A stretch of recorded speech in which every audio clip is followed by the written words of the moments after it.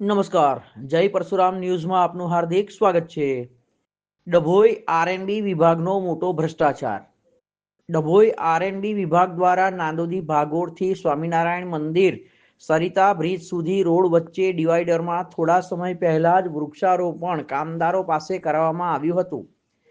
તેમાં ટેન્કરો વડે પાણી પણ વૃક્ષોને આપવામાં આવતું હતું અને થોડા જ સમયમાં આ વૃક્ષોનું આરએનબી દ્વારા કામદારો પાસે ઉખેડીને ફેંકી દેવામાં આવ્યા।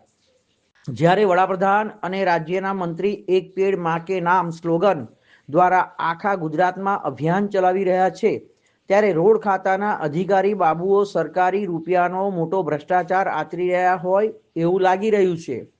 જ્યારે જાગૃત નાગરિકો આ બાબતે વિરોધ કરે છે તો તેને ધાક ધમકી આપી તેઓને દબાવી દેવામાં આવે છે। હવે વૃક્ષોની જગ્યાએ લોખંડની રેલિંગ લગાવવામાં આવે છે। તો આવા બધા ભ્રષ્ટાચાર કોના આશીર્વાદથી થાય છે? આરએનબીના ઉપલા અધિકારીઓ પણ આંખ આડા કાન કરે છે। શું એમને આ ભ્રષ્ટાચાર દેખાતો નથી? આ બાબતે ઉપલા અધિકારીઓ એક્શન લે છે કે પછી ભ્રષ્ટાચારને આગળ પ્રોત્સાહન આપે છે, તે જોવાનું રહ્યું।